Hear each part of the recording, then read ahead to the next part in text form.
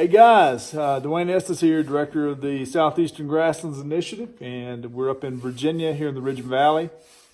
Who we got in the background back here? I'm Thomas Murphy. I'm Zach Irick. These guys are doing some amazing work. Let's go check it out and see what they're up to. Zach, tell us what you're up to there, brother. Pressing plants from today's collections from a bog, a really cool site. I wish you could have seen it. Awesome. So what's the importance of pressing specimens? So we're documenting what's at a location, and it's going to go into a museum. It's going to be there forever. So this is a permanent reference of the biodiversity of that site. Awesome. The site he's talking about is a floodplain, sort of boggy meadow that's just down here in front of the house where we're staying at. And Thomas, what are you up to over there? I'm pressing plants from oak hickory rocky quartzite woodland or forest that we were in today. Had a lot of Castanea pumila and other cool species. That's Allegheny chinkapin for you folks out there that don't read or listen to Latin. Hey, are you old enough to be drinking that beer? I am. Okay, we're just checking. All right, just checking. All right, gang. So, yeah, we're doing biodiversity exploration, biodiversity documentation. This is kind of part of a really cool project. We're doing an 800-acre biodiversity inventory of this 800-acre farm.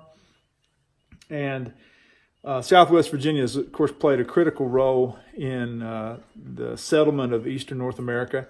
And what we're trying to do here with this project is search for those plants that tell a story of the past. And so Thomas mentioned Allegheny chinkapin as a plant. Well, you know, if you find Allegheny chinkapin in the forest, a lot of times it won't produce flowers or it won't produce fruit.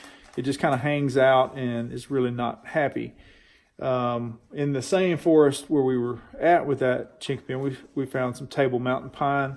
They looked sickly. They just didn't look well.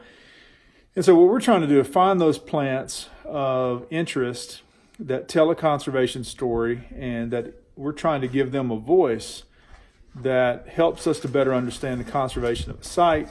And then these plants, which serve as a permanent record, they go into a museum, provide the baseline for our work, which then translates into, okay, we now know what's here. We know what the significance of it is. We know what these plants need ecologically.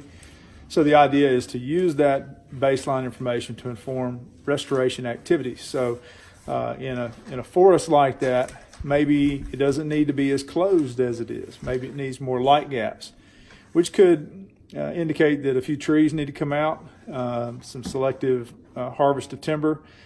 And then also, depending on the kind of forest, it might need wildfire. And so the species that are there also tell that story as to what the needs are. So ultimately, this then can lead to maintaining rare plant populations, rare animal populations. It can lead to restoring sites that make those habitats suitable for species to return. So I think that's kind of the goal for this project, is to just see what does the land need, and let the plants, which are great storytellers, let the plants sort of tell that story to us. And we, as the trained experts, you know, that's our job. So we go out there and are trying to read the land based on these clues. If you want to read and understand more about how to read the clues of the landscape, check out our blog at segrasslands.org. You can go to our website, and then under the main menu, you should be able to read more about us, and you should be able to see our blog there. The most recent blog is Clues to Understanding Our Historical Grasslands. So that should give you kind of an understanding of what we're doing. All right, guys, over and out from Western Virginia. And thanks to Thomas and Zach for all their hard work. And thanks to you guys for tuning in. See you.